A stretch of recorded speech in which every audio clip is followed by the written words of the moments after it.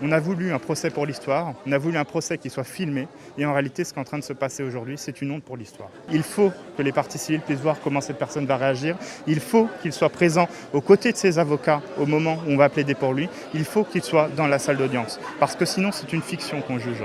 Et c'est extrêmement grave là ce qui est en train de se passer, puisque la défense ne peut pas véritablement avoir lieu. Ça ne satisfait personne d'avoir un procès de cette façon-là, qui est bâclé, dans lesquels les droits de la défense ne peuvent pas s'exprimer, et dans lesquels finalement les parties civiles ne sont pas confrontées aux personnes qui sont accusées des faits dont ils ont été victimes. Et ça, vraiment, c'est une honte. On aurait très bien pu attendre quelques semaines supplémentaires, le temps qu'ils se remettent et le temps qu'ils soient jugés normalement. Et je pense qu'un procès de cette importance, notamment historique, nécessitait de prendre le temps de faire les choses correctement en respectant les droits fondamentaux.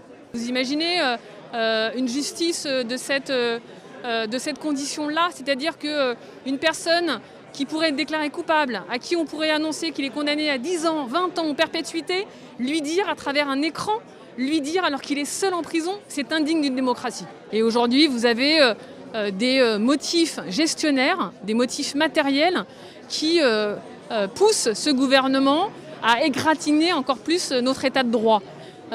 Oui, il faut être présent à son procès. Oui, il faut pouvoir échanger avec ses juges, il faut pouvoir échanger avec ses avocats.